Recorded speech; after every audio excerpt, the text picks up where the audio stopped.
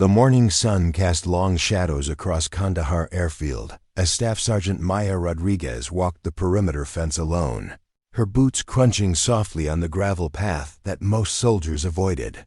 The wire stretched endlessly in both directions, topped with razor coils that caught the early light like broken glass. She moved with the measured pace of someone who had walked this route so many times that her feet knew every pothole, every loose stone, every place where the ground dipped just enough to collect rainwater after the rare desert storms. Before we jump back in, tell us where you're tuning in from, and if this story touches you, make sure you're subscribed because tomorrow, I've saved something extra special for you. Her uniform was regulation perfect, pressed and clean, despite the dust that seemed to coat everything within minutes of stepping outside. The name tape across her chest read Rodriguez in block letters, and beneath it, the subdued American flag. That marked her as something the others couldn't quite categorize. Not quite infantry, not quite support, not quite anything that fit neatly into the boxes that military life demanded. Maya carried a clipboard that she never seemed to reference, but her eyes moved constantly, cataloging details that no one else bothered to notice. The way the fence posts leaned slightly to the east where the wind hit them hardest. The spot where someone had repaired a gap with mismatched wire that would show up silver in thermal imaging. The drainage pipe that ran beneath the northwestern corner, just wide enough for a person to crawl through if they knew exactly where to look. At the main gate, Corporal Jake Henderson was arguing with a supply convoy driver about manifest discrepancies. His voice carried across the checkpoint, loud and frustrated, the kind of authority that announced itself to anyone within 50 yards. Henderson had the build of someone who spent his off hours in the base gym, thick through the shoulders and chest, with the kind of confidence that came from knowing he looked the part of a soldier. "I don't care what your paperwork says," Henderson was saying, jabbing a finger at the clipboard in the driver's hands. "Nothing gets through without proper authorization codes. That's the regulation." Maya approached the gate slowly, her own clipboard tucked under her arm. She'd learned long ago not to interrupt Henderson when he was performing for an audience, which seemed to be most of the time.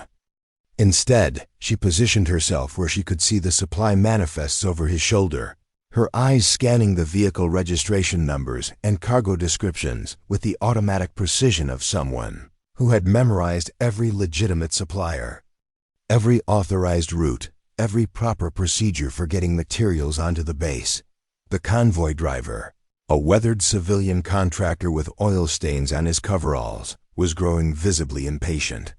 "Look, son, I've been running supplies to this base for 8 months. Same route, same cargo, same authorization. Your system's probably just running slow again." Henderson's jaw tightened. Maya could see the flush creeping up his neck, the telltale sign that he was about to escalate a situation that could be resolved with 30 seconds of actual checking. She stepped forward, not to take over, but to position herself where Henderson could see the solution without losing face. "The authorization codes changed last Tuesday," she said quietly, her voice pitched just loud enough for Henderson to hear, but not loud enough to undermine his authority in front of the driver. "New format, 7 digits instead of 6. Henderson glanced at her, then back at the manifest. Maya could see him processing, his expression shifting from defensive to uncertain to relieved, as he spotted the updated code in the corner of the paperwork. "Right," he said, straightening his shoulders. "New format. Should have caught that earlier." He waved the convoy through with the kind of decisive gesture that suggested he'd been in control of the situation all along. The driver tipped his cap to Maya as he climbed back into his truck, a small acknowledgement that she'd smoothed over what could have become a time-consuming standoff. Henderson didn't acknowledge her at all. Already turning his attention to the next vehicle in line, Maya continued her walk past the motor pool, where mechanics worked on vehicles that seemed to break down faster than they could be repaired. Past the communications array with its forest of antennas and satellite dishes. Past the ammunition storage bunkers that sat low and heavily, reinforced like concrete mushrooms sprouting from the desert floor dot at the northeastern corner of the perimeter, she paused. This was the section that bothered her most, the place where the fence line curved to accommodate a wadi that ran parallel to the base for nearly half a mile. The natural depression provided cover for anyone approaching from that direction, and the curve in the fence created blind spots that the guard towers couldn't fully cover. She'd written reports about it. Detailed analyses of sightlines and approach. Routes, recommendations for additional lighting or reposition sensors. The reports had been filed and forgotten, disappeared into the administrative machinery that seemed designed to process paperwork rather than address problems. Captain David Warren emerged from the command bunker as Maya reached the eastern perimeter. Warren was the kind of officer who looked like he'd been cast for the role, tall and square-jawed with gray at his temples that suggested experience without age. He carried himself with the bearing of someone who had learned to project authority, even when he wasn't entirely sure what orders to give. "Rodriguez," he called out, his voice carrying the mixture of formality and familiarity that marked interactions between officers and enlisted personnel who had worked together long enough to develop a routine. "Anything to report?" Maya stopped, came to attention without making it look like a performance. "Northeastern approach still has the sightline issue, sir. Drainage pipe under Section 7 needs inspection. Gate procedures are running smooth." Warren nodded, the kind of acknowledgement that suggested he'd heard the words without necessarily processing their implications. "Good work. Keep it up." He was already walking away, his attention shifting to whatever crisis or meeting demanded. His presence in the command bunker. Maya watched him go, then continued her patrol. She understood Warren's position better than he probably realized.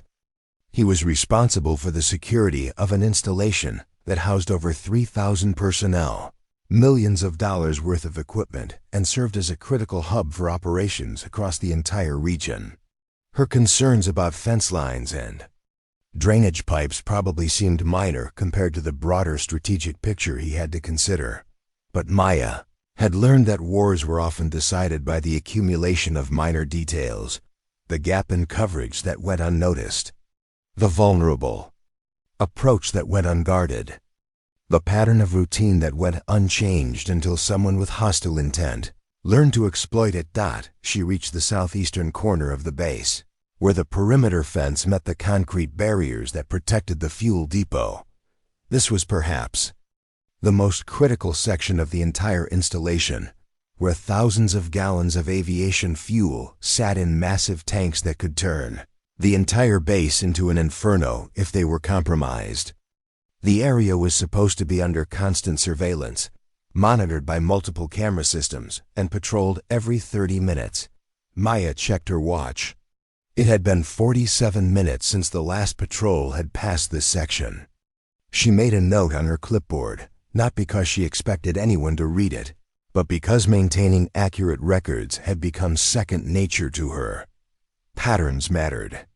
Gaps in security mattered.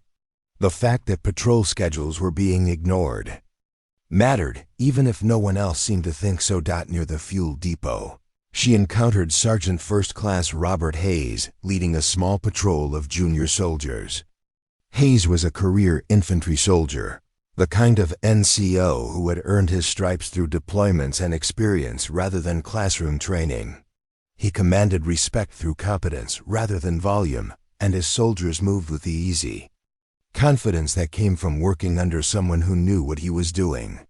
"Morning, Rodriguez," Hayes said as their paths crossed. His tone was neutral, professional, but Maya detected something else underneath.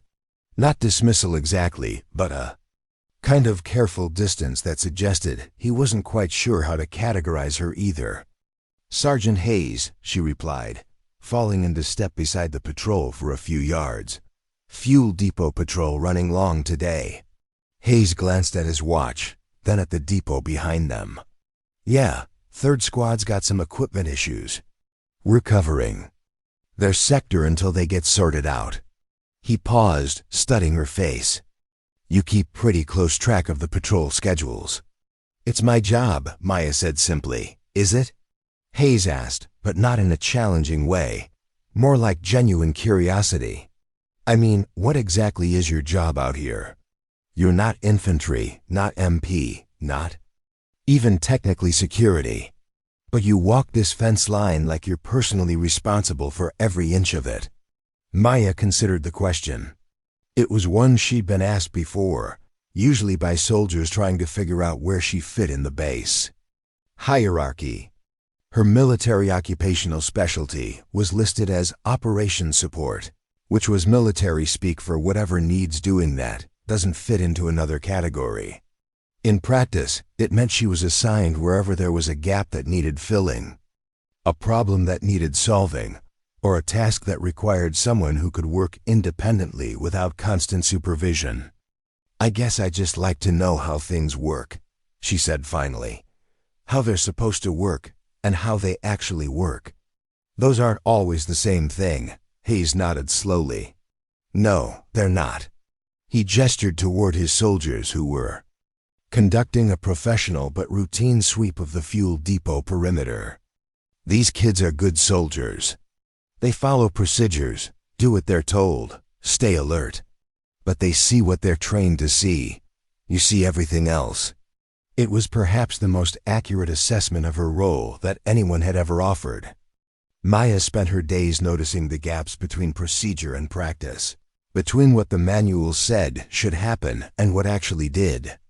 She tracked patterns of behavior, identified vulnerabilities, and compiled information that painted a comprehensive picture of how the base actually functioned versus how it was supposed to function. The problem was that no one seemed particularly interested in that information. Her reports were filed, her recommendations noted, her observations recorded in systems that seemed designed more for documentation than action. She had become the repository for institutional knowledge that the institution itself didn't seem to value. Hayes and his patrol continued toward the northern perimeter, leaving Maya alone with the fuel depot and her growing sense that something fundamental was wrong with how the base approached its own security. Not wrong in any dramatic or immediately obvious way, but wrong in the accumulation of small oversights, minor gaps, and routine violations that created vulnerabilities no one wanted to acknowledge. She completed her circuit of the perimeter as the sun climbed higher, the heat beginning to build toward the oppressive intensity that would make any outdoor activity miserable by midday. The base was coming to life around her, soldiers emerging from barracks and command buildings, vehicles starting up in the motor pool, the constant background hum of generators and air conditioning units that kept the installation functioning. In an environment that seemed designed to break down anything more complex than a tent and a water bottle. Preparing and narrating this story took us a lot of time, so if you are enjoying it, subscribe to our channel. It means a lot to us. Now, back to the story. Maya returned to the operations center, a low concrete building that housed the base communications hub, intelligence analysis section, and the maze of cubicles where personnel like her processed the endless stream of reports, requests, and routine administrative tasks that kept a military installation functioning. Her desk was located in a corner that seemed designed to be overlooked, positioned where she could observe most of the office activity without being directly in anyone's line of sight. Her computer monitor displayed the overnight incident reports, routine summaries of minor infractions, equipment failures, and administrative notes that documented the base's activities in the kind of bureaucratic detail that military organizations seem to require. Maya scanned through them with practiced efficiency, flagging items that might require follow-up action and filing the rest in the appropriate digital folders. Most of the reports were routine. A vehicle breakdown in the motor pool, a minor disciplinary issue in the enlisted barracks, a communications equipment failure that had been repaired by the morning shift, The kinds of problems that occurred daily on any military installation and were resolved through established procedures without requiring higher-level attention. But buried in the routine reports, Maya found the anomalies that others missed. A pattern of equipment failures that suggested inadequate maintenance procedures. A series of minor security violations that indicated gaps in training or supervision. Personnel movements that didn't quite match the established duty rosters. She maintained her own files, spreadsheets and databases that tracked patterns across time periods longer than the standard reporting cycle. Where most people saw isolated incidents, Maya saw trends. Where others saw random problems, she identified systemic issues that could be addressed through changes in procedure, training, or resource allocation. The problem was convincing anyone else that these patterns mattered. Military culture valued decisive action over analytical caution, clear chains of command over horizontal information sharing, immediate solutions over long-term prevention. Maya's approach to security was methodical, comprehensive, and largely invisible until something went wrong. At her desk, she opened the file containing her analysis of perimeter security patterns. Over the past 6 months, she had documented over 200 instances where patrol schedules had been modified, shortened, or skipped entirely. The reasons were always legitimate: personnel shortages, equipment problems, conflicting priorities. But the cumulative effect was a perimeter security system that functioned at perhaps 60% of its designed effectiveness. She had mapped the gaps, identified the times and locations where coverage was most likely to be compromised, and developed recommendations for maintaining security even when operating with reduced personnel or equipment. The recommendations were detailed, practical, and completely ignored by everyone with the authority to implement them. Maya saved her work and closed the files. Around her, the operations center buzzed with the familiar rhythms of a military office in full operation. Phones rang constantly, printers churned out reports and orders. Personnel moved between cubicles with the purposeful urgency that suggested important work being accomplished. She understood her place in this ecosystem.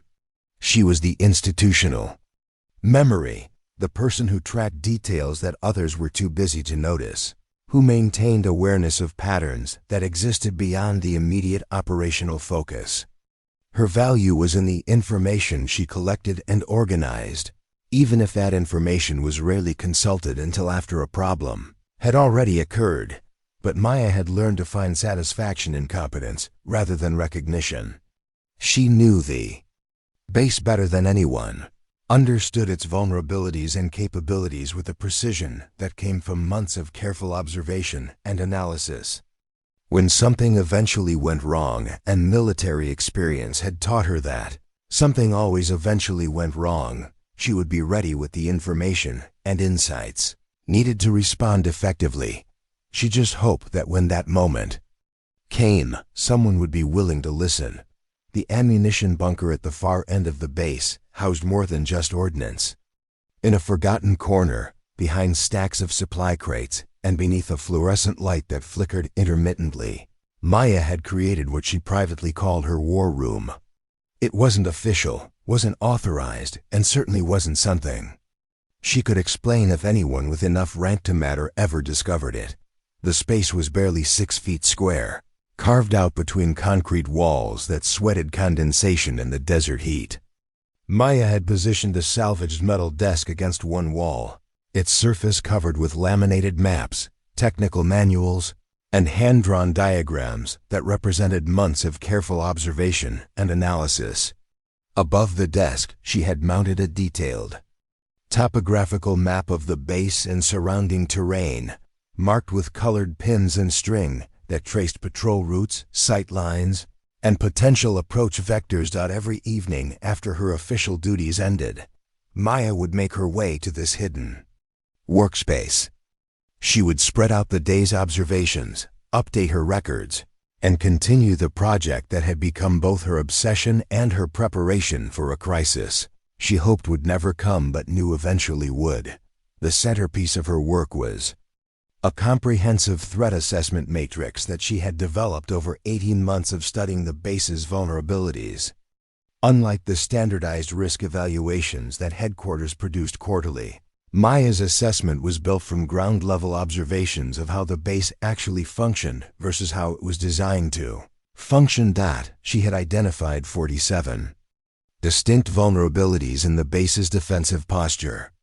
Some were obvious: the blind spots in camera coverage, the gaps in perimeter lighting, the drainage systems that could provide concealed approach routes. Others were more subtle, patterns of behavior and procedure that created predictable windows of opportunity for anyone with the patience to observe and the skill to exploit them. Maya had categorized each vulnerability by severity, likelihood of exploitation, and difficulty of correction. She had developed contingency plans for 23 different attack scenarios, ranging from lone infiltrators to coordinated assault teams. She had mapped fallback positions, identified critical infrastructure that would need protection, and calculated resource requirements for maintaining defensive operations under various conditions. Her colleagues would have called it paranoia if they knew about it. Her superiors would have ordered her to focus on her assigned duties rather than playing war games with theoretical threats. But Maya understood something that the official planning process seemed to ignore. Preparation wasn't about predicting exactly what would happen. It was about developing the flexibility and knowledge needed to respond effectively to whatever actually did happen. The technical manuals, scattered across her desk, covered subjects far outside her official military occupational specialty: communication systems, explosive ordnance disposal, small unit tactics, weapons systems maintenance. She had acquired them through trades, requisitions that got lost in the bureaucratic shuffle, and careful requests to specialists who were willing to share knowledge with someone who showed genuine interest in learning. Maya had taught herself to operate equipment she wasn't trained on, understand systems she wasn't authorized to access, and maintain capabilities that weren't part of her job description. She could rewire communications arrays, disable electronic surveillance systems, and improvise defensive positions using materials that were readily available on any military installation. Her approach to learning was methodical and comprehensive. She would identify a knowledge gap, locate the relevant technical documentation, and then find opportunities to observe or practice the necessary skills. She learned radio procedures by listening to communications traffic during her patrols. She studied explosive devices by volunteering to assist the EOD teams during their training exercises. She developed marksmanship skills by spending her off-duty hours at the firing range, gradually working her way through every weapon system available on the base. The weapons training had been particularly challenging. Maya's official qualification was limited to basic rifle proficiency, the minimum standard required for all personnel, regardless of their assigned role. But she understood that her theoretical defensive scenarios would require familiarity with a much broader range of weapons systems. She had approached Sergeant Hayes during one of his training sessions, offering to help with range setup and target maintenance in exchange for instruction on crew-served weapons. Hayes had been initially skeptical. Maya's slight build and quiet demeanor didn't match his mental image of someone interested in heavy weapons training, but her persistence and obvious dedication had eventually won him over. Most soldiers want to learn the fun stuff, Hayes had told her during one of their informal training sessions. The dramatic weapons, the ones that make noise and blow things up. You want to understand how everything works together, how to keep systems running when things go wrong. That's the difference between someone who plays soldier and someone who thinks like a soldier. Maya had taken the observation as a compliment, even though she suspected Hayes hadn't entirely meant it that way. Her interest in weapons systems wasn't about the excitement of firing powerful equipment. It was about understanding the tools that might be necessary to defend something worth protecting. She had learned to operate the M240 machine gun, understanding not just how to fire it, but how to maintain it under field conditions, how to clear jams quickly, and how to position it for maximum effectiveness in different tactical situations. She had studied the TOW missile system until she could assemble and operate it from memory. She had practiced with mortar until she could calculate firing solutions without computer assistance. Each skill she acquired was documented in her personal files, along with notes about equipment locations, ammunition supplies, and tactical applications. Maya maintained detailed inventories of every weapon system on the base, tracking their condition, ammunition availability, and operational status with the precision of someone who might need to locate and employ them under emergency conditions. Her knowledge extended beyond weapons to encompass every system that kept the base functioning. She had studied the electrical grid until she could reroute power around damaged sections. She understood the water treatment and distribution system well enough to maintain operations. Even if key components were compromised, she had mapped the underground tunnel system that connected major buildings, identifying alternate routes for movement and communication that wouldn't be obvious to anyone unfamiliar with the base's construction. Maya had also developed relationships with key personnel across every department on the base. Not friendships exactly, but professional connections built on mutual respect and shared competence. The mechanics who kept vehicles running, the communications technicians who maintained the radio networks, the medics who staffed the aid station, the logistics personnel who managed supplies and equipment. These relationships were carefully cultivated and strategically valuable. Maya made herself useful to these specialists, offering assistance with routine tasks, sharing information that helped them do their jobs more effectively, and gradually building the kind of trust that would be crucial if she ever needed to coordinate activities across multiple departments under crisis conditions. Staff Sergeant Jennifer Chun from the communications section had become one of her most valuable contacts. Chun was responsible for maintaining the base's radio networks and electronic surveillance systems, and she appreciated Maya's genuine interest in understanding how these systems worked. During quiet periods, Chun had taught Maya advanced radio procedures, encryption protocols, and troubleshooting techniques that weren't covered in the standard technical manuals. "You ask better questions than most of the officers who come through here," Chun had observed during one of their technical discussions. "They want to know what buttons to push. You want to understand how the whole system fits together, what happens when parts of it break down, how to keep it running when conditions aren't ideal." Maya had absorbed this knowledge systematically, documenting procedures and capabilities in files that she maintained separately from official records. She understood that information was most valuable when it was comprehensive, current, and accessible under the conditions where it would actually be needed. Her personal equipment cache reflected the same methodical approach Maya had acquired through legitimate requisitions and careful trading, a collection of gear that far exceeded what was issued to someone in her position. Night vision equipment, portable communications gear, medical supplies, and specialized tools were stored in locations throughout the base where she could access them quickly if necessary. She had hidden these supplies using techniques learned from studying urban warfare manuals and insurgency case studies. Small caches of ammunition and medical supplies were concealed in maintenance areas that were rarely inspected. Communications equipment was stored in locations with good antenna placement and protection from observation. Food and water supplies were distributed across multiple sites to ensure that she would have access to sustenance regardless of which areas of the base might be compromised. Maya tested her preparations regularly through exercises that she designed and conducted alone.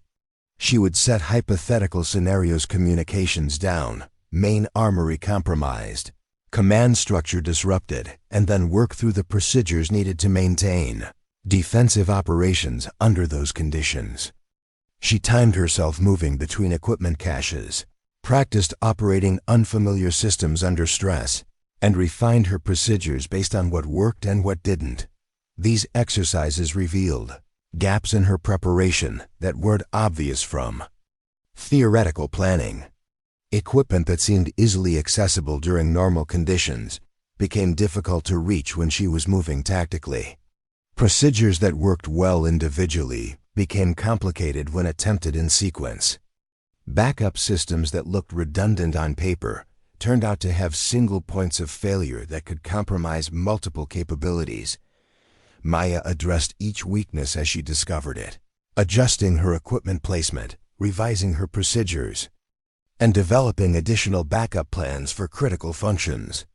Her goal wasn't to create a perfect system. She understood that no plan survived contact with reality, but to develop enough flexibility and redundancy to maintain effectiveness even when significant portions of her preparation were disrupted. Psychological preparation was perhaps the most challenging aspect of her training. Maya had studied combat stress reactions, decision-making under pressure, and leadership techniques for operating alone or with minimal support. She had developed mental exercises for maintaining focus during extended operations, techniques for managing fear and fatigue, and procedures for making rapid decisions when complete information wasn't available. She practiced these techniques during her daily routines, using minor stresses and time pressures as opportunities to test her mental conditioning. When equipment broke down during her patrols, she would force herself to develop immediate solutions rather than simply reporting the problem for others to fix. When faced with conflicting priorities or unclear guidance, she would practice making decisions quickly and then evaluating the results to improve her judgment for future situations. Maya understood that her greatest weakness was isolation. Unlike infantry soldiers who trained and operated as part of teams, she had developed her capabilities independently, without the support systems and shared knowledge that made military units effective. If she ever had to implement her defensive plans, she would be operating alone, making decisions without consultation, and relying entirely on her own preparation and judgment. To address this limitation, she had studied historical examples of individuals who had successfully defended positions against superior forces. She analyzed their decision-making processes, identified the factors that contributed to their success or failure, and incorporated those lessons into her own planning. She had read everything available about siege warfare, defensive tactics, and asymmetric operations, looking for principles that could be applied to her specific situation. The more Maya prepared, the more she understood the magnitude of what she was attempting. Defending an installation the size of Kandahar Airfield would normally require hundreds of trained personnel, sophisticated equipment, and extensive logistical support. The idea that one person could maintain effective defense for any extended period seemed impossible by conventional military standards, but Maya had learned to think beyond conventional standards. Her preparation wasn't based on matching superior forces with equal strength. It was based on using superior knowledge, preparation, and positioning to achieve effects that were disproportionate to her resources. She couldn't outfight a determined assault, but she might be able to disrupt it, delay it, or channel it into areas where the base's remaining defenses could be most effective. As she worked late into another evening in her hidden workspace, updating maps and refining procedures, Maya reflected on the irony of her situation. The same qualities that made her colleagues dismiss her as overly cautious and obsessively detailed were exactly the qualities that would be needed if the base ever faced a serious threat. Her methodical approach to preparation, her comprehensive understanding of systems and procedures, her ability to work independently and think several steps ahead, these weren't valued in the routine operations of military life. But they would become critical advantages if routine operations ever broke down. Maya closed her files and secured her workspace, following the careful procedures she had developed to ensure that her preparations remained hidden while staying immediately accessible. Tomorrow would bring another day of routine patrols, administrative tasks, and incremental improvements to her defensive capabilities. She was ready for that routine to be shattered, but she hoped it never would be. The best preparation, she had learned, was preparation that was never tested, because the threats it was designed to counter never materialized. But she also understood that hope wasn't a strategy, and preparation without commitment was merely an intellectual exercise. If the moment ever came when her knowledge and capabilities were truly needed, Maya was determined to be ready to use them effectively, regardless of the personal cost or the opinions of those who had never thought her worth taking seriously.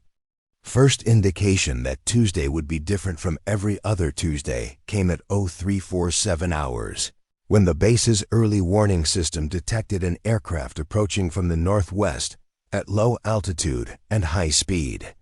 The contact appeared on radar screens for exactly 43 seconds before disappearing into the electronic noise that plagued surveillance operations in the mountainous terrain surrounding Kandahar. Master Sergeant Tom Bradley was manning the watch in the base operations center when the alert flashed across his screen. Bradley had been tracking aircraft movements in Afghan airspace for over 2 years, long enough to distinguish between the routine traffic of military transports, the irregular patterns of civilian flights, and the occasional anomalies that required immediate attention. This contact fell into the third category. The aircraft's altitude was too low for commercial traffic, its speed too high for routine military operations in the area, and its flight path took it directly over terrain that was known to be contested by hostile forces. Bradley flagged the contact for immediate investigation and began the process of identifying the aircraft through military air traffic control networks. The identification process revealed nothing. No flight plan had been filed for aircraft in that area. No military units had aircraft operating in that sector. No civilian aviation authorities had any record of authorized flights matching the radar signature. The aircraft had appeared from nowhere, crossed directly over territory controlled by insurgent forces, and vanished before interceptor aircraft could be scrambled to investigate. Bradley documented the incident in the overnight log and forwarded the report to intelligence analysts for further evaluation. In the military's vast bureaucratic machinery, unexplained radar contacts were not uncommon. Equipment malfunctions, atmospheric interference, and misidentified civilian aircraft generated dozens of similar reports every week. Most were resolved through routine investigation, filed away as administrative curiosities, and forgotten, but this contact troubled Bradley in ways he couldn't quite articulate. The timing, the location, the flight characteristics all suggested something more deliberate than a navigation error or equipment malfunction. His instincts, honed by years of monitoring hostile airspace, told him that someone had conducted a reconnaissance flight over the base, probing the defensive systems and testing response times. At 0630 hours, as the base began its daily transition from night operations to day shift, communications specialist Sarah Kim detected unusual activity on radio frequencies used by insurgent forces in the region. The intercepts were fragmented and heavily encrypted, but the pattern of transmissions suggested coordination between multiple groups that normally operated independently. Kim was responsible for monitoring enemy communications as part of the base's intelligence gathering operations. Her equipment could intercept radio traffic across a wide range of frequencies, but the insurgents had become increasingly sophisticated in their use of encryption and communication security procedures.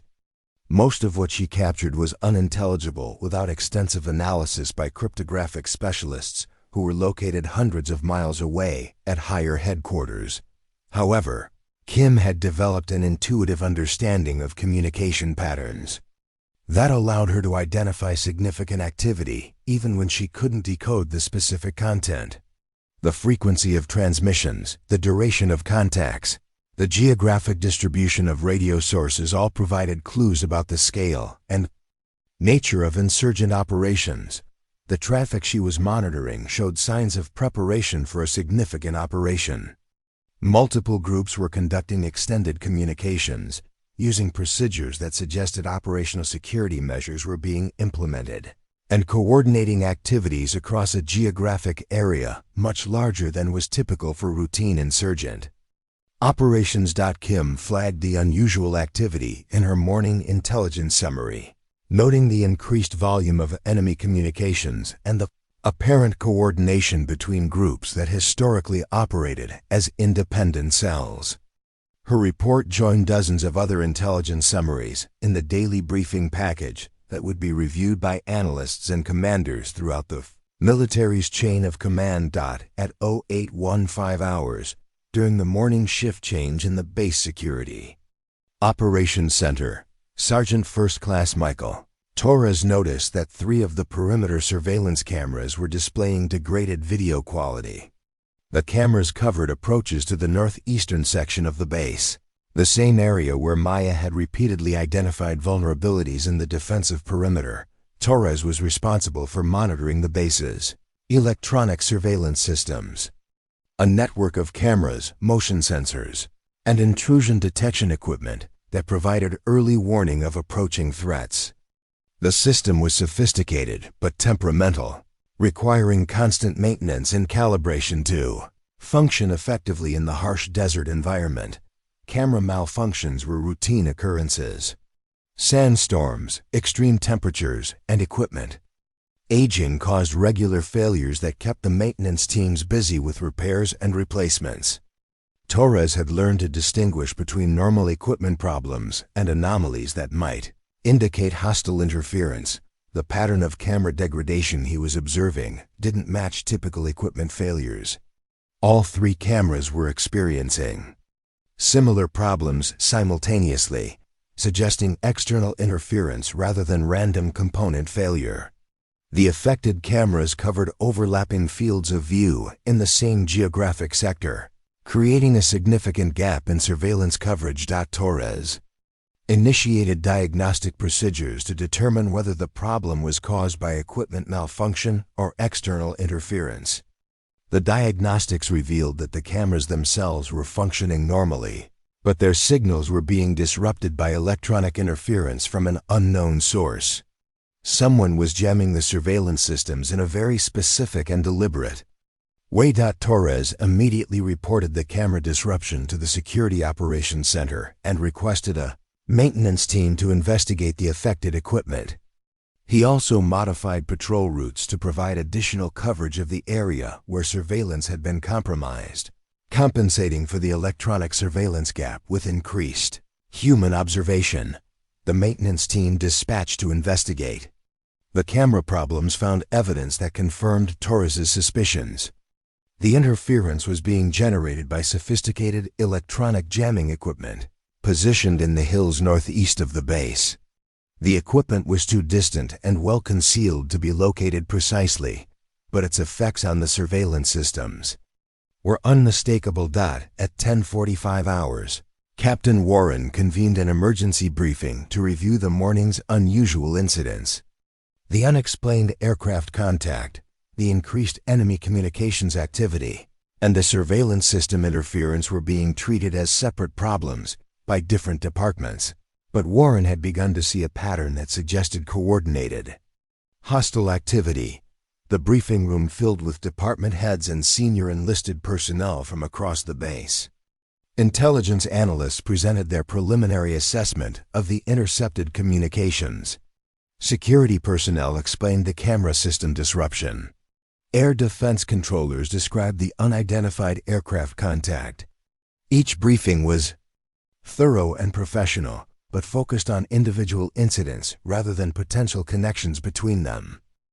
Warren listened to each presentation, asking questions that revealed his growing concern about the cumulative implications of the morning's events. The aircraft reconnaissance, the communication coordination, and the surveillance disruption suggested that hostile forces were conducting final preparations for an attack on the base. "How confident are we in the timing indicators?" Warren asked the intelligence analyst. "Are we looking at preparation for immediate action or longer-term planning?" The analyst consulted her notes before responding. "The communication patterns Suggest final coordination, sir. The volume and frequency of traffic is consistent with operational preparation rather than planning activities. Based on historical precedents, we would expect hostile action within 12 to 72 hours. Warren turned to the air defense controller. Any possibility that aircraft was conducting targeting reconnaissance for indirect fire attacks? Possible, sir.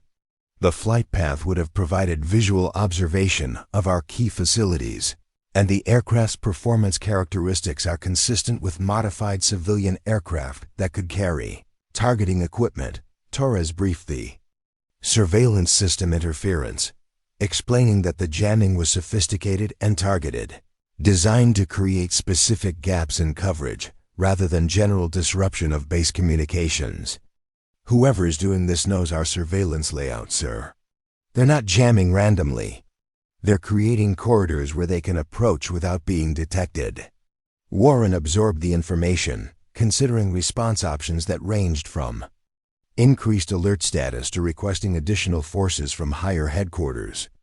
Each option carried implications for base operations, personnel safety, and resource allocation.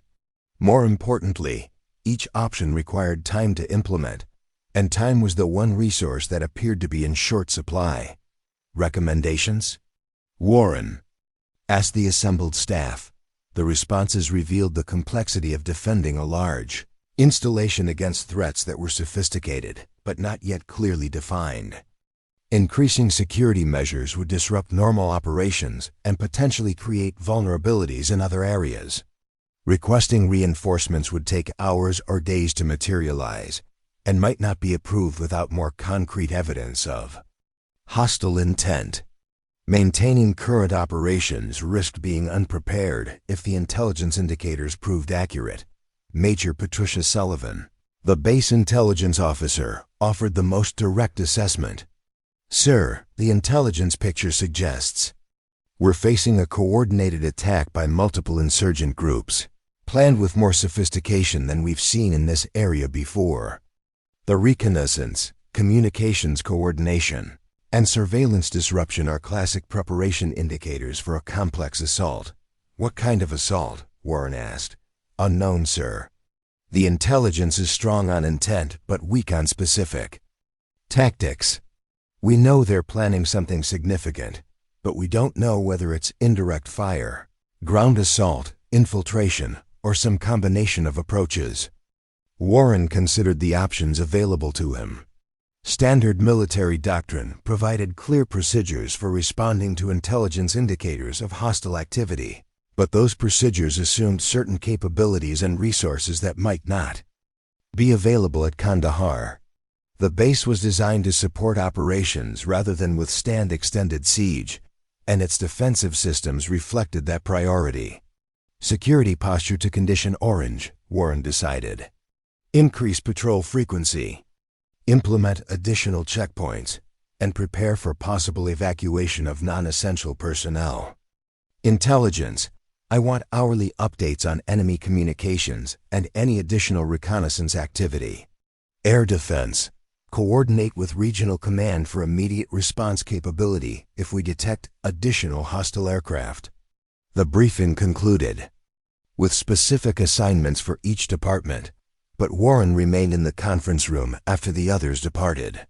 He studied the base layout maps that covered one wall, considering defensive options for scenarios that were beyond the scope of standard planning assumptions. Kandahar Airfield had been designed as a logistics hub and forward operating base, not as a fortress.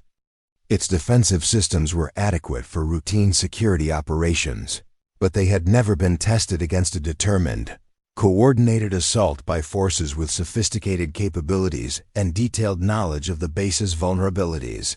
Warren understood that he was facing the kind of situation that military officers train for but hoped never to encounter. The intelligence indicators were clear enough to justify concern, but not specific enough to enable precise countermeasures.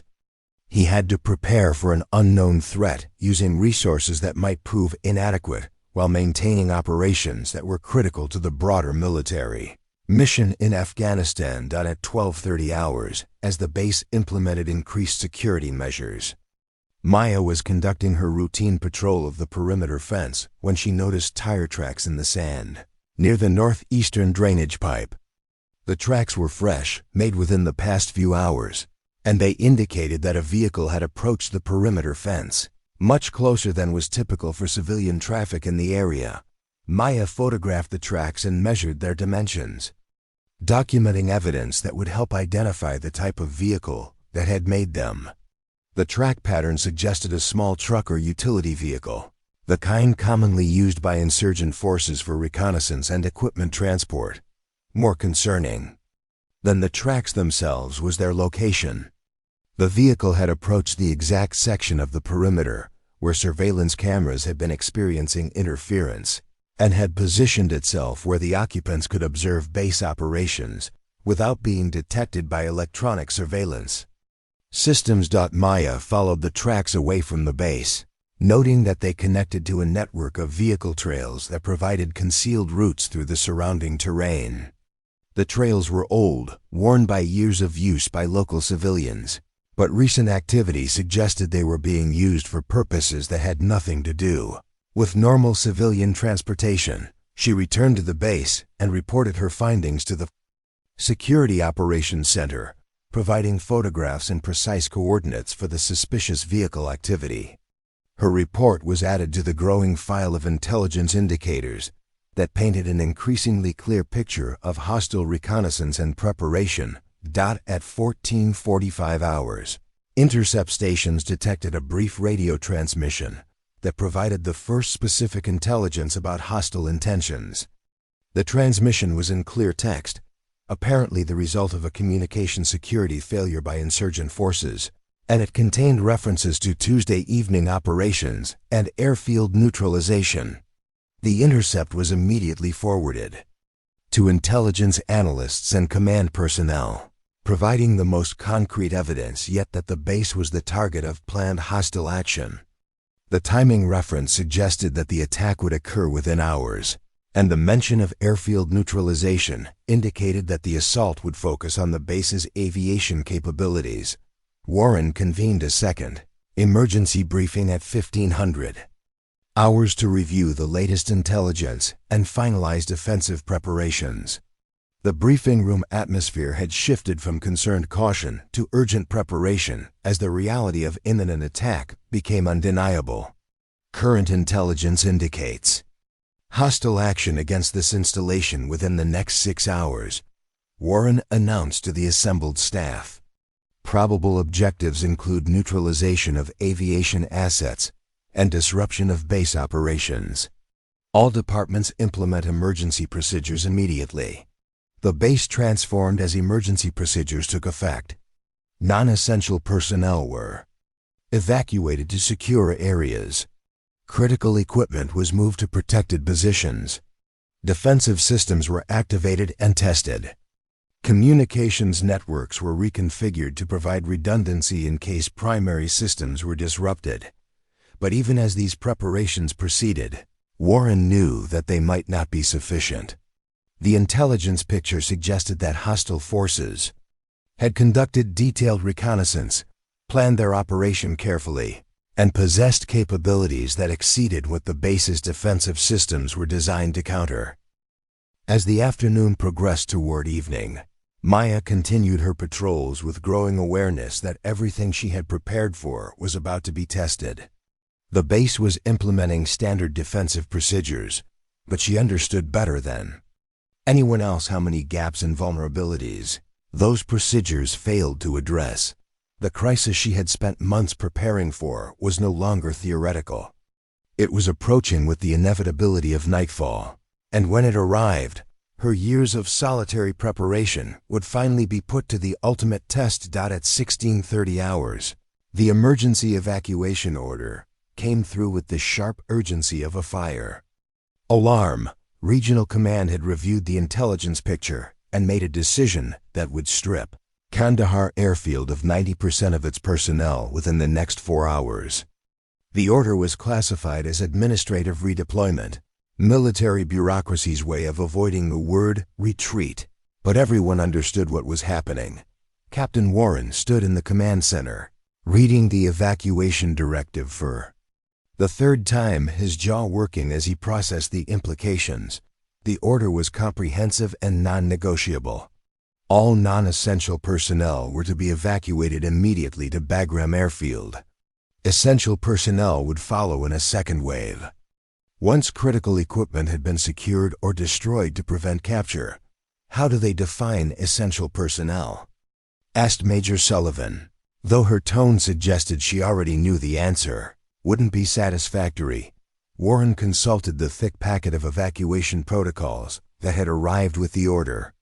Command and control elements, communication specialists, explosive ordnance disposal, and a skeleton security force to maintain perimeter integrity during the withdrawal process. How many is that? Torres asked from his position at the communications console. 47 personnel, Warren replied. To defend an installation designed for 3,000. The number hung in the air like smoke from a distant fire, visible and threatening, but not yet close enough to burn.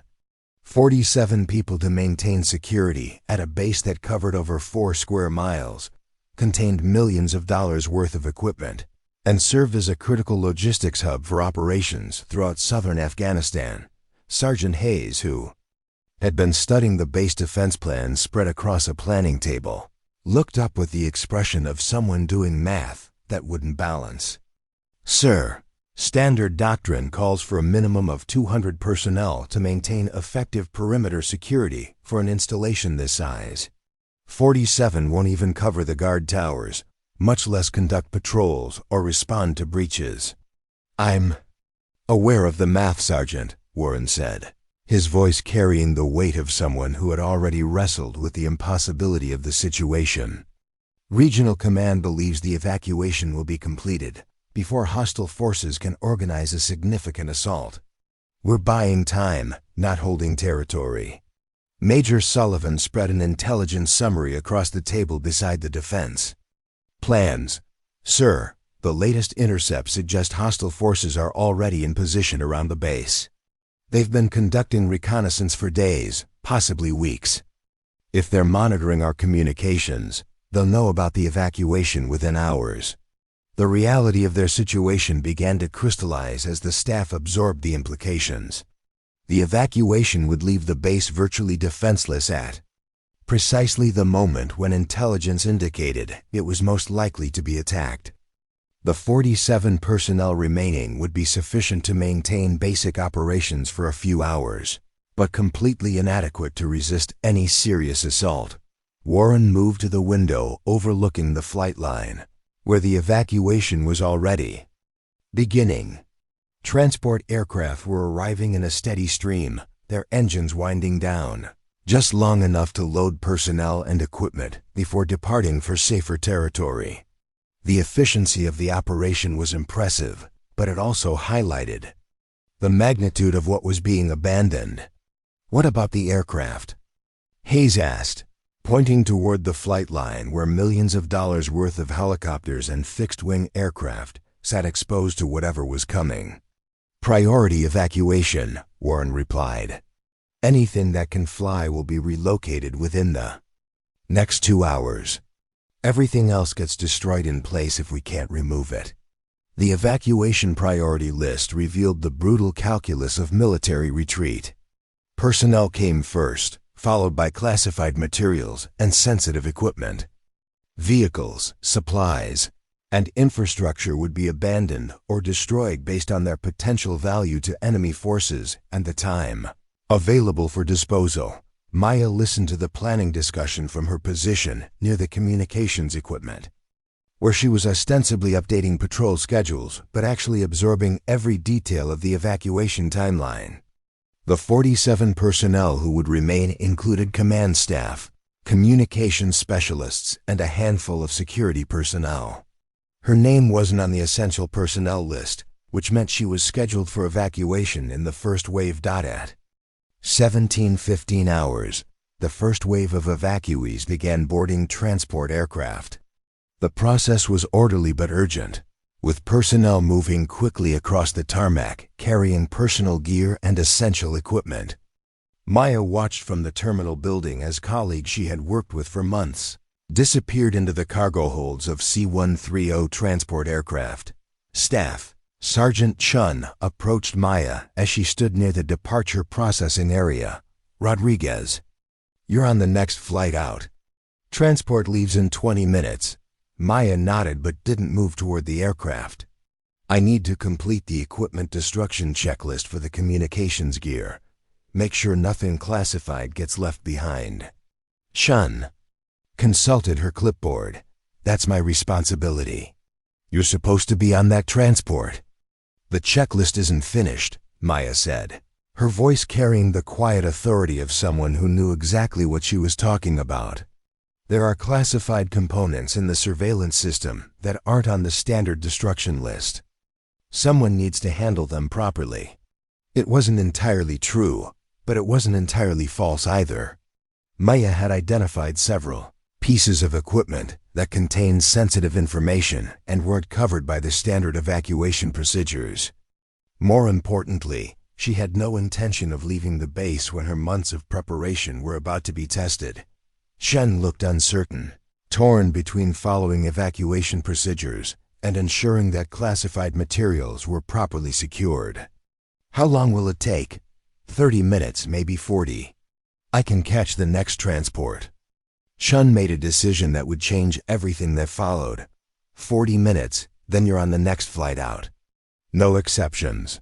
The transport aircraft departed at 1740 hours with Maya still inside the communications building, systematically documenting equipment that would need to be destroyed or secured. She worked methodically, creating the appearance of essential activity while actually positioning herself to remain behind when the final evacuation took place. At 1800 hours, "Captain, Warren received a message that fundamentally altered the evacuation timeline. The transport aircraft carrying the first wave of evacuees had been forced to divert to an alternate airfield due to mechanical problems. No additional aircraft would be available for at least 6 hours, possibly longer depending on weather conditions. And aircraft availability." Warren stared at the message, understanding immediately that the evacuation plan had just collapsed. Instead of 47 personnel remaining to maintain security during an orderly withdrawal, he now had over 200 people who couldn't be evacuated before nightfall. Instead of a few hours to hold the base, he was looking at an indefinite period with inadequate resources to mount an effective defense. "Options?" Warren asked his remaining staff. Major Sullivan consulted the tactical communications equipment that maintained contact with regional headquarters. "Regional command is working on alternative evacuation assets, but nothing's confirmed. Weather's deteriorating, which limits helicopter operations. We might not get additional transport until tomorrow morning." The implications were staggering. Intelligence indicated that hostile forces were preparing to attack the base within hours, possibly before midnight. The evacuation that was supposed to remove personnel from danger had instead stranded them. In an indefensible position, with inadequate resources and no clear timeline for extraction, Hayes studied the base defense plan with growing frustration. "Sir, we don't have the personnel to man the perimeter effectively. We can cover maybe half the guard positions, and we won't have any reserve forces for responding to breaches." Warren considered options that ranged from inadequate to impossible. He could concentrate his limited personnel in a few defensive positions, abandoning most of the base to focus on protecting critical areas. He could spread his forces thin across the entire perimeter, maintaining the appearance of comprehensive defense while being unable to respond effectively to any serious assault. Or he could request immediate support from regional assets, though. Such support might not arrive in time to matter. At 1830 hours, as Warren wrestled with impossible choices, the situation deteriorated further. Long-range reconnaissance reported vehicle movements in the hills surrounding the base, consistent with assault forces moving into attack positions.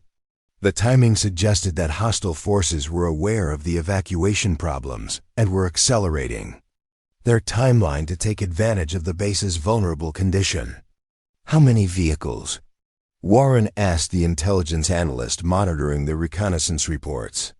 At least 12, possibly more. The reconnaissance platform is operating at maximum range, so the count isn't precise. Vehicle types suggest a mix of transport and technical vehicles, consistent with an assault force of 60 to 80 personnel. The numbers confirmed Warren's worst fears. Even if he had his full complement of 47 essential personnel, they would be outnumbered nearly 2 to 1 by an attacking force that had conducted detailed reconnaissance and planned their assault carefully. With over 200 people still on the base, many of them support personnel with minimal combat training, the situation was approaching the impossible. Major Sullivan approached Warren with a communication from regional headquarters that made the situation even worse. Sir, Regional Command is ordering us to maintain defensive operations until evacuation assets become available. No timeline specified, but we're to hold the base against hostile action using available resources. Warren read the order twice, looking for some indication that Regional Command understood the reality of the situation at Kandahar. The order was written in the language of conventional military operations, assuming capabilities and resources that simply didn't exist. It was an order to accomplish the impossible using inadequate means. They want us to defend 4 square miles of territory against a determined assault using 200 people, most of whom aren't combat trained, Warren said, not quite believing the words as he spoke them. That appears to be the situation, sir, Sullivan replied. At 1900 hours, the base's defensive preparations revealed the magnitude of the crisis facing Warren's command. The perimeter guard towers were manned by whoever was available, including administrative personnel who had received basic weapons training, but had never been expected to engage in actual combat. The communication systems were operating at reduced capacity because most of the technical specialists had been evacuated in the first wave. The weapon systems that should have provided defensive firepower were either inoperable due to maintenance issues or undermanned because the personnel trained to operate them were no longer available. The sophisticated surveillance network that should have provided early warning of approaching threats had been partially disabled by hostile jamming and couldn't be repaired without specialists who were already en route to Bagram. Hayes conducted a rapid assessment of defensive capabilities and presented Warren with a summary that confirmed the hopelessness of their situation. Sir, we can maintain observation posts at maybe 8 of the 24 guard positions. We have 3 crew-served weapons that are operational, but only 1 team with the training to use them effectively. The perimeter lighting system is working, but we don't have enough personnel to respond to multiple simultaneous breaches. Warren absorbed the assessment while studying intelligence reports that painted an increasingly grim picture. Hostile forces were moving into attack positions around the entire perimeter of the base. The reconnaissance indicated that the assault would be coordinated and multidirectional, designed to overwhelm the defensive capabilities that the attackers had accurately assessed through their surveillance operations. At 1930 hours, Warren made a decision that reflected both military pragmatism and desperate improvisation. He would concentrate his available personnel in 3 defensive positions: the main gate, the communications center, and the aircraft maintenance hangar. These positions contained the most valuable equipment and provided the best defensive terrain. The rest of the base would be abandoned to the attackers, with the hope that concentrated defense of key areas might be sustainable until evacuation assets arrived. The decision meant acknowledging that most of the base's territory and equipment would be lost to hostile forces. It was a retreat disguised as a tactical redeployment, and everyone involved understood the reality behind the military terminology. As Warren briefed his abbreviated command staff on the defensive plan, Maya completed her documentation of communications. equipment, and prepared to implement preparations that no one else knew existed.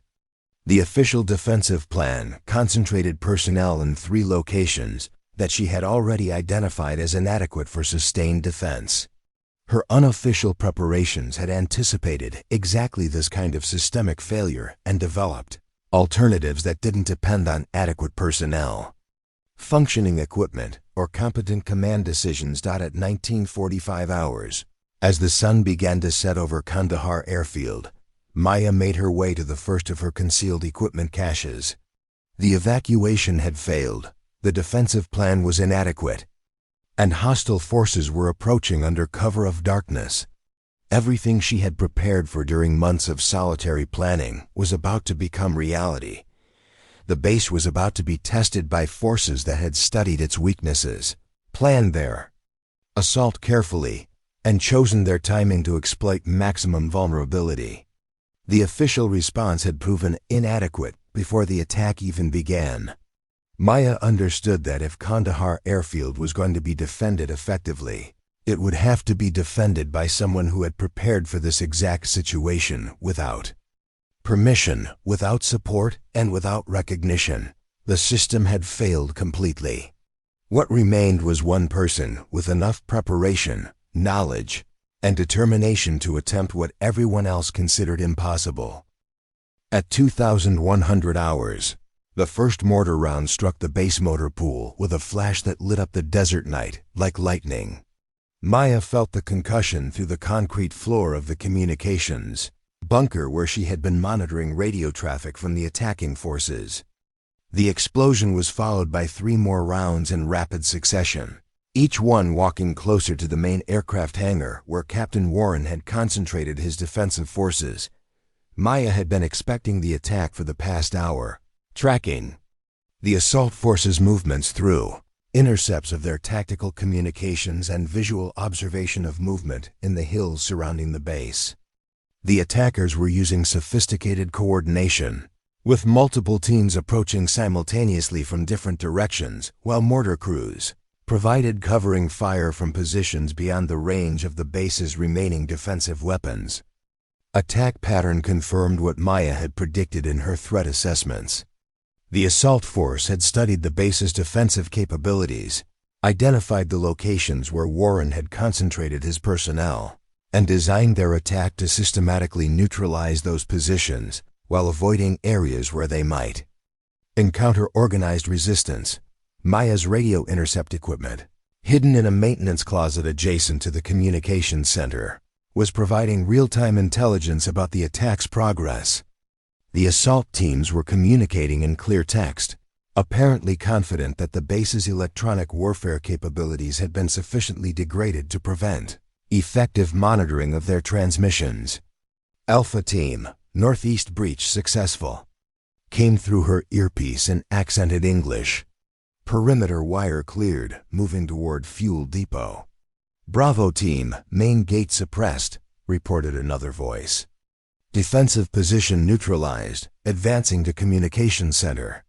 Maya understood that the official defensive plan was already collapsing. Warren's 3 defensive positions were being systematically overwhelmed by coordinated assault teams that outnumbered the defenders and possessed superior knowledge of the base layout. Within 30 minutes, possibly less, organized resistance would cease and the attackers would control the entire installation. She activated the first phase of her own defensive plan, using procedures she had rehearsed dozens of times, but never implemented under actual combat conditions. Her primary objective wasn't to defeat the attacking force. That was impossible for one person, but to disrupt their operation sufficiently to buy time for evacuation or reinforcement while protecting critical infrastructure from destruction. Maya's approach was based on asymmetric tactics that used superior knowledge of the base layout, pre-positioned equipment, and careful timing to achieve effects disproportionate to her limited resources.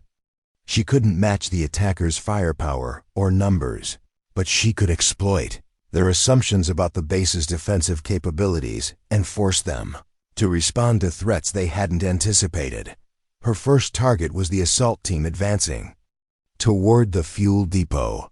Maya had identified this approach route months earlier and positioned specialized equipment in concealed locations along the path the attackers would be forced to take. She moved through the underground maintenance tunnels that connected major buildings, reaching her first equipment cache without being detected by the assault teams operating on the surface. The cache contained night vision equipment, specialized communications gear, and improvised explosive devices that Maya had constructed from materials readily available on the base. The explosives weren't powerful enough to cause significant casualties, but they were precisely positioned to create maximum disruption and confusion among attacking forces. Maya activated the first series of charges as the Alpha team approached the fuel depot perimeter. The explosions weren't large, but they occurred in sequence along the team's advance route, creating the impression of coordinated defensive fire from multiple positions. The psychological effect was exactly what Maya had calculated. The assault team halted their advance and called for support, believing they had encountered a prepared defensive position. Alpha team taking fire from concealed positions. The team leader reported over the radio. Request immediate mortar support on grid coordinates 341 to 567. The mortar rounds that followed struck empty ground where Maya had positioned the explosive charges, wasting ammunition on targets that no longer existed while revealing the mortar positions to Maya's observation equipment. She had anticipated this response and was already moving to her second cache, leaving the assault team cautious and confused about the nature of the resistance they were facing. Her second target was the communication center, where Bravo team was advancing against Warren's main defensive position. Maya had identified this area as critical because losing communications would prevent coordination between the remaining defensive positions and eliminate any possibility of calling for outside support. Maya's approach to defending the communications center relied on disrupting the attackers' coordination rather than directly engaging their assault team. She activated jamming equipment that she had positioned to interfere with the assault force's radio communications while leaving her own equipment unaffected. The jamming was precisely calibrated to disrupt their frequencies while maintaining her ability to monitor their transmissions. The effect was immediate and dramatic. The coordinated assault began to break down as teams lost contact with their commanders and each other.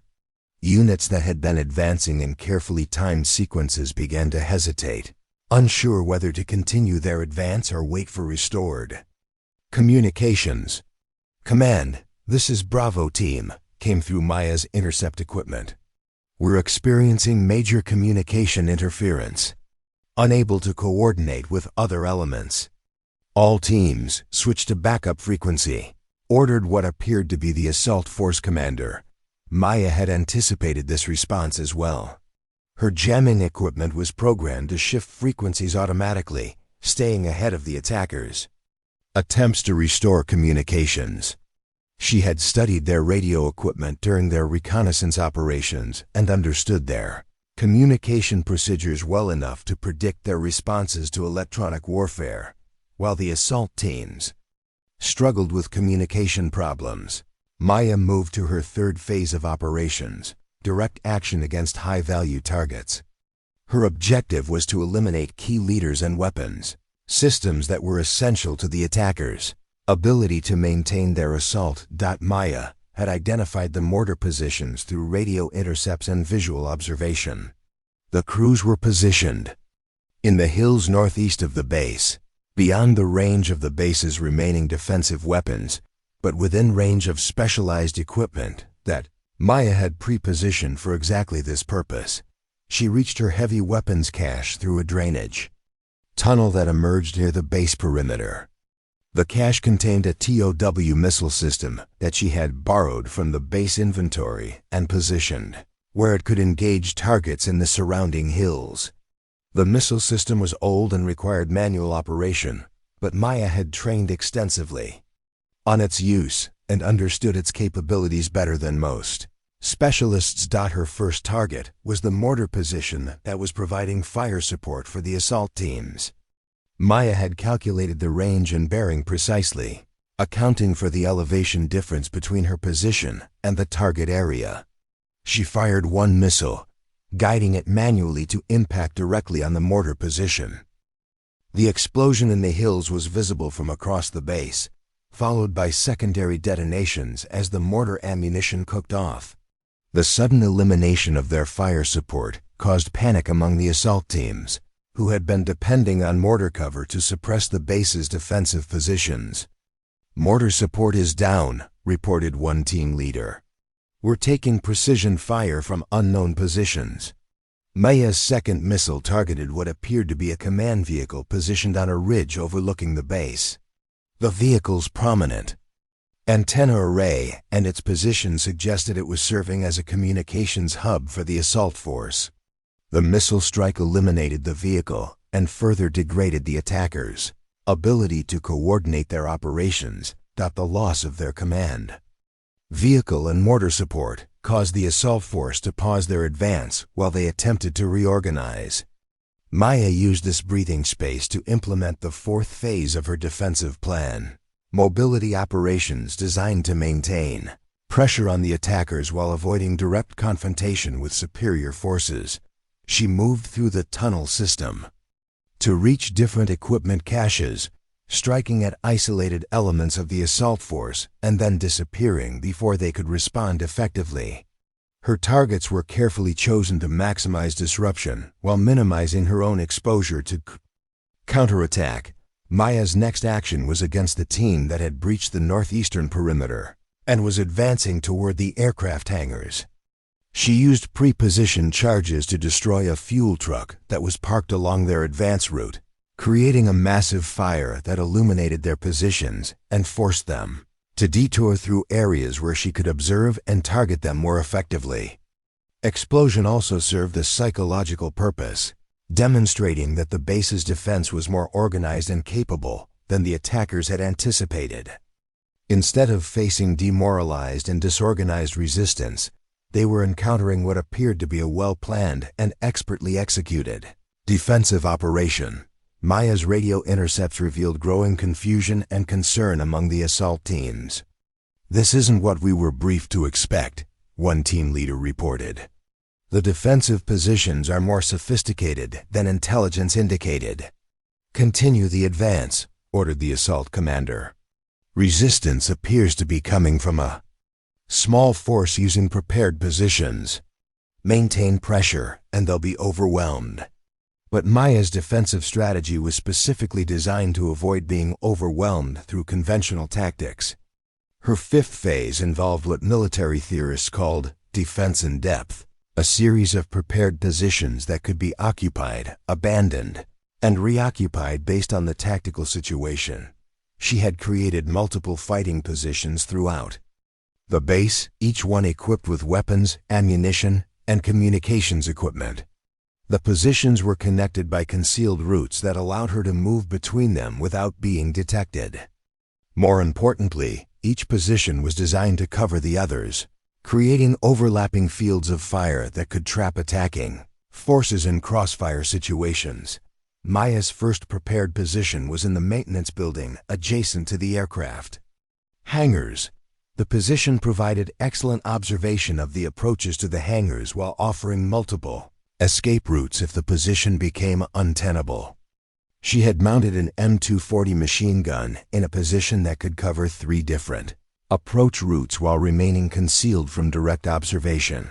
When the assault team advancing toward the hangars came within range, Maya opened fire with carefully controlled bursts designed to inflict casualties while conserving ammunition. The machine gun fire came from an unexpected direction, catching the assault team exposed in open ground with no immediate cover available. The effect was devastating. Half the assault team was down within the first 30 seconds, and the survivors were pinned in positions where they couldn't advance or withdraw effectively. Maya maintained fire for exactly 2 minutes, then abandoned the position using one of her prepared escape routes. By the time the attackers organized a response to the machine gun position, Maya was already moving to her second fighting position near the communication center. The assault team that had been advancing on that position found themselves taking fire from a new direction, forcing them to split their attention between multiple threats they couldn't locate precisely. Maya's sixth phase involved what she privately called command warfare, operations designed to disrupt the attackers' decision-making process rather than simply inflicting casualties. She used her electronic intercept capabilities to monitor the assault commander's transmissions and then took actions specifically designed to force him into making poor tactical decisions when the commander ordered his teams to concentrate their advance on the communications center. Maya abandoned that area entirely and struck at the fuel depot from a completely different direction.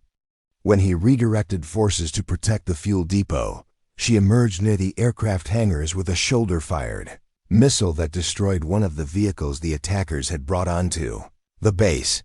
Each time the assault commander attempted to concentrate his forces against what he perceived as the main threat, Maya would demonstrate that the threat was actually coming from a different direction entirely.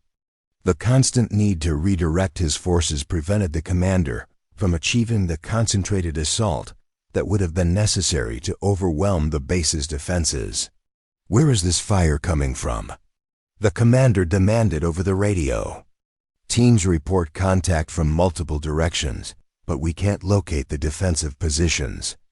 "Appears to be a mobile defense," one team leader reported. "Small unit, moving between prepared positions. Very professional." Maya's radio intercepts revealed that the assault force was beginning to question whether they were facing a much larger defensive force than they had anticipated. The precision of the resistance, the coordination between different fighting positions, and the apparent availability of sophisticated weapons systems suggested that their intelligence about the base's defensive capabilities had been seriously flawed. At 2,245 hours, after nearly 2 hours of sustained defensive operations, Maya implemented her seventh and most critical phase, infrastructure protection. Her primary objective shifted from disrupting the assault to preventing the attackers from achieving their mission objectives even if they succeeded in overrunning the base. The assault force's apparent mission was to destroy the base's aviation capabilities and capture or destroy sensitive equipment. Maya had identified the most critical systems and developed procedures for protecting them even if she couldn't prevent the attackers from gaining physical control of the facilities. She moved through the tunnel system to reach the aircraft maintenance hangar, where millions of dollars worth of spare parts and specialized equipment were stored. Rather than attempting to defend the hangar against superior forces, Maya activated thermite charges that she had positioned to destroy the most sensitive equipment while leaving the rest of the facility intact. The destruction was selective and precise, eliminating items that would be most valuable to hostile forces, while preserving equipment that could be recovered by friendly forces later. Maya had spent months identifying which items required destruction and which could be safely abandoned, ensuring that her actions would deny critical capabilities to the enemy without unnecessarily damaging coalition assets. Her final action of the seventh phase was to secure the base's communications equipment and classified materials. Using procedures she had developed through careful study of security protocols, Maya ensured that sensitive information was either evacuated to secure locations or destroyed in ways that would prevent enemy exploitation. By 2,300 hours, Maya had been conducting defensive operations for 2 hours against an assault force that outnumbered her 40-1.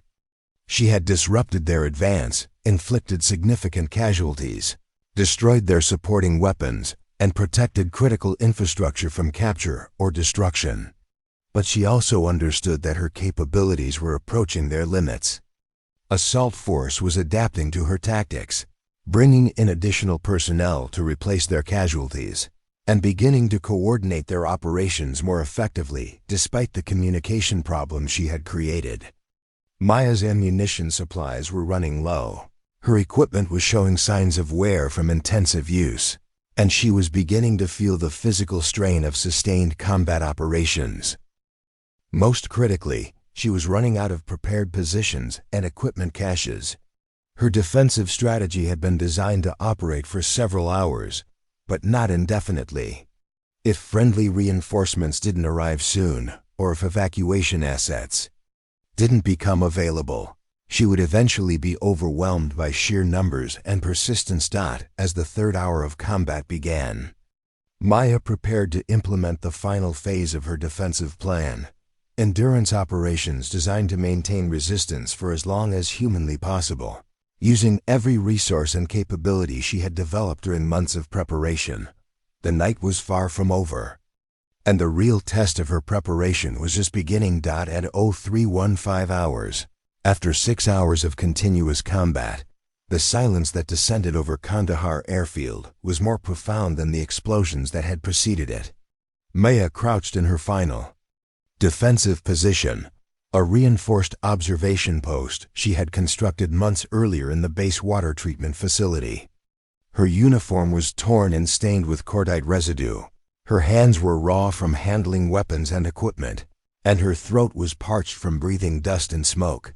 The assault force had withdrawn 30 minutes earlier, their retreat marked not by dramatic announcements or formal surrender, but by the gradual cessation of gunfire and the slow disappearance of vehicle lights moving away from the base perimeter. Maya tracked their withdrawal through night vision equipment, watching as the teams that had seemed so confident and coordinated 6 hours earlier limped away from an objective they had failed to achieve. Her radio intercept equipment, still functioning, despite the battering it had taken during the night's operations, captured fragments of the retreating force's communications. The transmissions revealed frustration, confusion, and casualties that far exceeded what the assault commanders had anticipated when they planned their attack. "Base command, this is Strike Leader," came through her earpiece in heavily accented English. "Mission abort. Defensive capabilities exceeded intelligence estimates.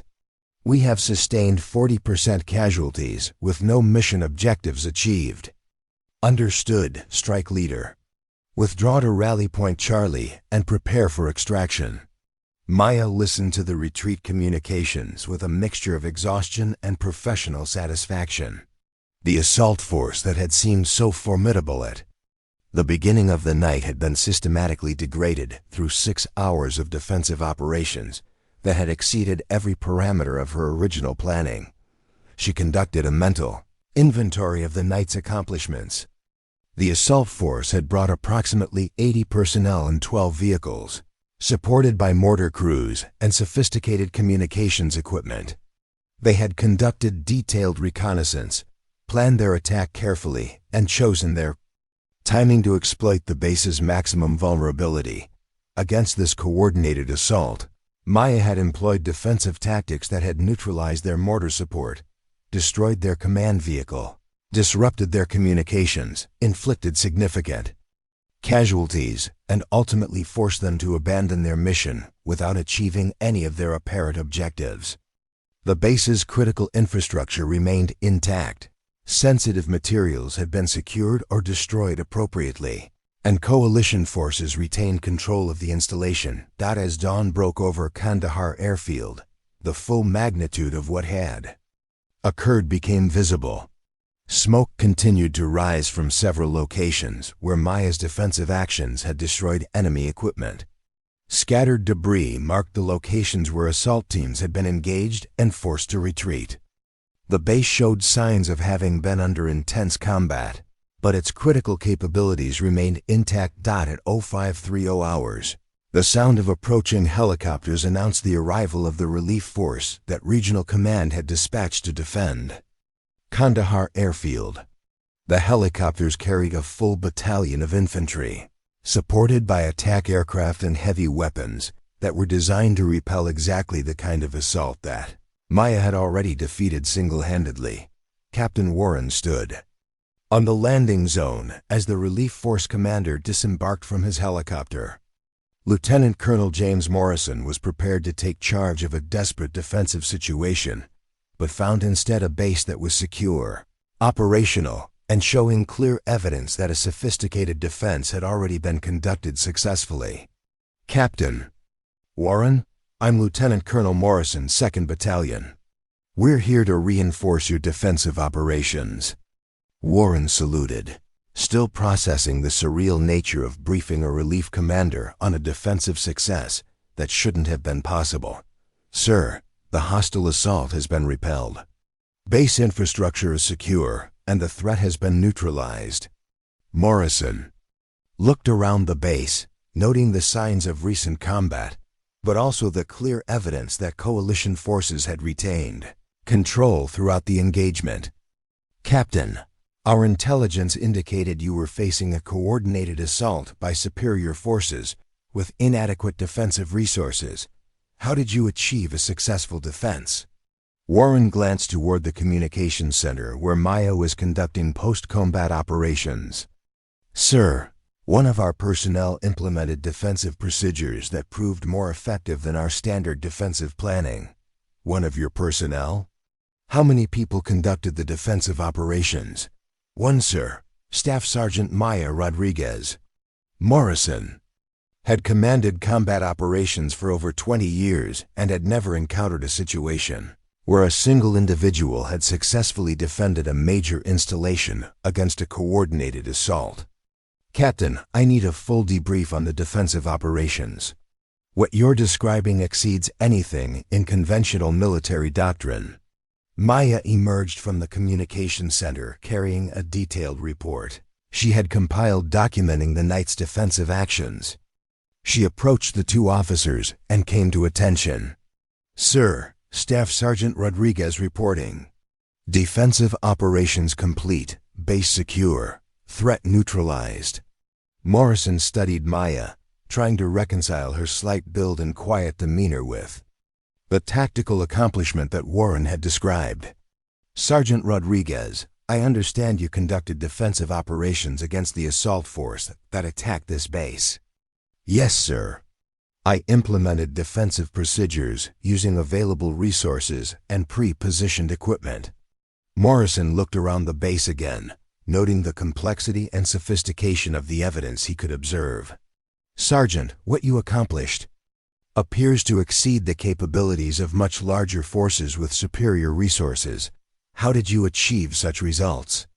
Maya considered the question carefully. Sir, I prepared for this scenario by studying the base's vulnerabilities, developing appropriate countermeasures, and positioning resources where they would be most effective. When the assault occurred, I implemented the procedures I had developed. How long did you prepare? 18 months, sir. Morrison absorbed this information, understanding that he was confronting something unprecedented in his military experience. Sergeant, you spent 18 months preparing to single-handedly defend this base against a coordinated assault? Yes. Sir, military installations require defense, and defense requires preparation. The simplicity and directness of Maya's responses belied the extraordinary nature of what she had accomplished. Morrison realized that he was speaking with someone who had achieved something that military theorists would consider impossible, using preparation and tactics that existed outside conventional military doctrine. Over the following weeks, as word of the Battle of Kandahar Airfield spread through military channels, Maya found herself at the center of attention that was both unprecedented and uncomfortable. Intelligence analysts wanted to understand her tactics. Senior commanders sought to learn from her experience. Military historians began documenting what they recognized as one of the most remarkable defensive actions in modern warfare. The Silver Star ceremony took place 3 weeks later at Bagram Air Base, with Maya standing before an assembly of officers whose combined combat experience spanned 4 decades. The citation read in part, "For conspicuous gallantry and extraordinary heroism in action against hostile forces while serving as operations support personnel at Kandahar Airfield. Staff Sergeant Rodriguez's exceptional courage, tactical expertise, and unwavering dedication to duty resulted in the successful defense of a critical military installation against overwhelming odds." But the recognition that mattered most to Maya came from unexpected sources. Sergeant Hayes approached her after the ceremony, his expression carrying the respect of one professional soldier for another. "Rodriguez, I need you to know something. I've been in combat for 15 years, served with some of the best soldiers in the Army.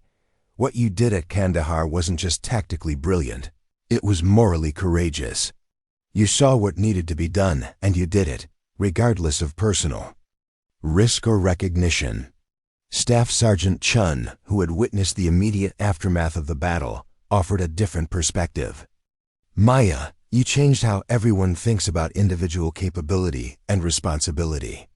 People understand now that preparation and dedication can overcome seemingly impossible situations. That's a lesson that extends far beyond military operations." The institutional response to Maya's accomplishment was complex and revealing. Multiple military schools requested her input on curriculum development. Special operations units offered assignments that would utilize her demonstrated capabilities. Research institutions wanted to study her preparation methods and tactical innovations. Maya considered these opportunities carefully, understanding that her choice would determine not only her own future, but also how the military would attempt to apply lessons from her experience. She chose an assignment with the Army's Special Operations Command, where she would help develop training programs for personnel operating in high-risk, low-support environments. Her first lecture to a class of special operations candidates addressed the question that had been central to every discussion of the Kandahar defense: how one person could accomplish what conventional doctrine said was impossible. "The answer isn't in the specific tactics I used," Maya told the assembled soldiers. "The answer is in understanding that preparation isn't just about having the right equipment or knowing the right procedures. It's about developing the comprehensive knowledge, mental discipline, and moral courage needed to act effectively when conventional support isn't available." She paused, studying the faces of soldiers who represented the elite of military capability. "Many of you have superior training, better equipment, and more resources than I had at Kandahar. But preparation isn't about what you have. It's about how thoroughly you understand your environment and how completely you commit to your responsibility." One of the candidates raised a question that Maya had been expecting. "Sergeant, how do we develop the kind of comprehensive preparation you demonstrated without knowing what specific threats we'll face?" Maya smiled slightly, recognizing the question that had driven her own development. "You don't prepare for specific threats. You prepare for the unknown by developing capabilities that are broadly applicable, knowledge that is comprehensively useful, and judgment that is sound under pressure. The specific threat is less important than your ability to respond effectively to whatever actually occurs." After the lecture, Maya walked the grounds of the training facility, reflecting on the path that had brought her from the overlooked operations support specialist at Kandahar to her current role as an instructor and developer of specialized capabilities. The recognition was gratifying, but more important was the opportunity to influence how the military thought about individual preparation and unconventional approaches to complex problems. Her experience had proven that being deemed unfit for combat by conventional standards could be entirely irrelevant when unconventional circumstances required unconventional responses. More significantly, it had demonstrated that quiet competence, methodical preparation, and unwavering dedication could overcome seemingly impossible odds when applied with precision and determination. Maya understood that her story would be studied, analyzed, and remembered as an example of individual excellence achieving the extraordinary. But she also knew that the real lesson wasn't in replicating her specific actions, but in embracing the principles that had made those actions possible: comprehensive preparation, continuous learning, moral courage, and absolute commitment to mission accomplishment. The evening sun cast long shadows across the training facility as Maya completed her walk. Tomorrow would bring new students, new challenges, and new opportunities to develop the kinds of capabilities that could make the impossible achievable. She approached these responsibilities with the same methodical dedication that had characterized her preparation at Kandahar. Maya Rodriguez had spent 18 months preparing for 6 hours that proved preparation, knowledge, and determination could overcome any challenge. Her quiet victory had demonstrated that heroes aren't always the loudest or most visible people in any organization. Sometimes they're the quiet professionals who prepare for challenges that others hope will never come, who develop capabilities that others consider unnecessary, and who stand ready to do whatever is required when the moment of truth arrives. Her legacy wasn't just in the tactical accomplishment at Kandahar, but in proving that individual dedication and preparation could achieve results that exceeded every conventional expectation. Maya Rodriguez had been underestimated by everyone except herself, and when the ultimate test came, her self-belief proved more accurate than anyone else's assessment. The story of her defense of Kandahar, Airfield, would inspire military personnel for generations, not because it provided a template to be copied, but because it demonstrated the extraordinary results that were possible when ordinary people committed themselves completely to excellence, preparation, and service beyond self. Maya had shown that being deemed unfit for combat by others mattered far less than being prepared for whatever challenges duty might require. In the end, that was the most important lesson of all, that individual excellence, properly prepared and courageously applied, could achieve the impossible when everything depended on doing what was right, regardless of recognition, support, or appreciation from others. Maya Rodriguez had done exactly that, and in doing so, had redefined what was possible for anyone willing to commit themselves completely to the pursuit of excellence in service of something greater than themselves. Up next, you've got 2 more standout stories right on your screen. If this one hits the mark, you won't want to pass these up. Just click and check them out. And don't forget to subscribe and turn on the notification bell so you don't miss any upload from us.